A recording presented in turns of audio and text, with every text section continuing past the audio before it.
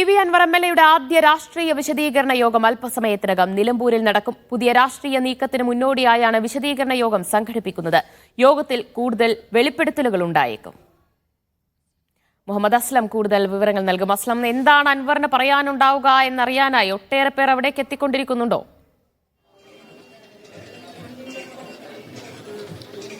നമ്മൾ നിൽക്കുന്ന പി.വി. അൻവർ രാഷ്ട്രീയ വിശദീകരണം വിളിച്ചിരിക്കുന്ന നിലമ്പൂർ ചന്തക്കുന്നിലെ ബസ് സ്റ്റാൻഡ് നേരെ എതിരെയുള്ള ഒരു വേദിയിലാണ്. ഇപ്പോൾ തന്നെ 6:30 പരിപാടി പറഞ്ഞിരിക്കുന്നത്. 7 മണിയോടെ പരിപാടി തുടങ്ങുമെന്ന് പ്രതീക്ഷിക്കുന്നു. അതേസമയം പരിപാടി തുടങ്ങുന്നതിന് എത്രയോ മുമ്പ് തന്നെ ഈ ഒരു സ്ഥലം, ഈ ഒരു പറമ്പ് പൂർണ്ണമായി തന്നെ നിറഞ്ഞിട്ടുണ്ട്. മാത്രമല്ല, ആളുകൾ ഇപ്പോഴും വന്നുകൊണ്ടിരിക്കുന്നു.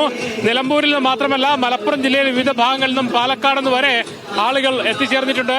നിലമ്പൂർ അൻവർ പറഞ്ഞ കാര്യങ്ങളിൽ അതിനോട് ചേർന്ന് നിൽക്കുന്ന ആൾക്കാർ, അല്ലെങ്കിൽ അതിനോട് അഭിപ്രായ ഐക്യമുള്ള ആൾക്കാരാണ് കൂടുതലും എത്തിച്ചേർന്നിരിക്കുന്നത്. മാത്രമല്ല, അൻവർ പറയുന്നത് എന്താണ് എന്ന് കേൾക്കാനുള്ള ഒരു ഇതുകൂടി ആൾക്കാർക്ക് ഇടയിലുണ്ട്.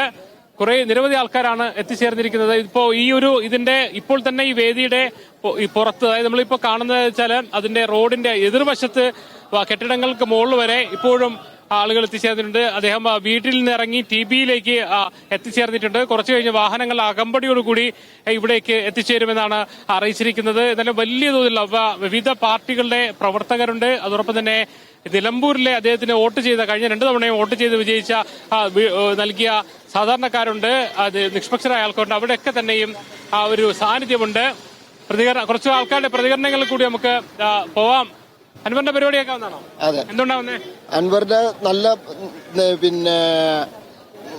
നല്ല പെരുമാറ്റം കൊണ്ടും നല്ല ഈ രാഷ്ട്രീയത്തിന്റെ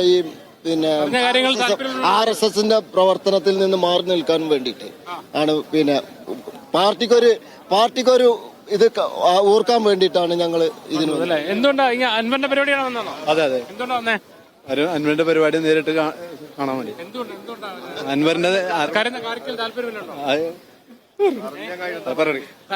അൻവറിന്റെ ഒരു ജനസാഗരത്തെ സാക്ഷി നിർത്തിയിട്ട് ചന്തക്കുന്നാരാണ്, നിലമ്പൂർ ചന്തക്കുന്നാണ്. ഈ ഒരു ജനസാഗരത്തെ സാക്ഷി നിർത്തിയിട്ട് മുഖ്യമന്ത്രി ഇഞ്ഞ് തിരുത്താൻ തയ്യാറായിട്ടില്ലെങ്കിൽ ഒരു വാർഡ് മെമ്പർ പോലും കമ്മ്യൂണിസ്റ്റ് പാർട്ടിക്ക് ഇല്ലാത്തൊരവസ്ഥയാകാരം നിലമ്പൂര്. നിങ്ങൾക്ക് പരിപാടി കേൾക്കാൻ വന്നാണോ? സാധാരണക്കാരില്ല ജനങ്ങൾ കേൾക്കാൻ വന്ന നിലമ്പൂർ തന്നെ. വന്നേ അൻവറിന്റെ പരിപാടി കേൾക്കാൻ. അൻവർ വ്യത്യസ്തമായ, അതായത് നല്ല രീതിയിലാണ് ഇപ്പൊ ഗവൺമെന്റ് എതിർത്തുകൊണ്ട് നിൽക്കുന്നത്. സത്യമായ കാര്യങ്ങൾ പറഞ്ഞുകൊണ്ടിരിക്കുന്നുണ്ട്. അതിനു വേണ്ടിയിട്ടാണ് അത് കാണാൻ. എന്തുകൊണ്ടാ പരിപാടിക്കാണോ വന്നേ? അൻവറിന്റെ പരിപാടിയൊക്കെ വന്നല്ലേ? എന്താ ഇറങ്ങിയ എന്താ അൻവറിന്റെ പരിപാടിയൊക്കെ വേണ്ടി വന്നേ? പരിപാടിയൊക്കെ വേണ്ടി വന്നു. എന്താ അൻവറിന്റെ ഒപ്പം നിൽക്കാം, സപ്പോർട്ട് ചെയ്യാം. അൻവറിനെ പറയുന്ന കാര്യങ്ങൾ വ്യക്തമാണെന്ന് അറിയാം. അൻവർ പറയണ കേൾക്കാൻ വേണ്ടി വന്നോ? നിലമ്പൂരുകാരനാണോ? നിലമ്പൂർക്കാരുള്ളായി.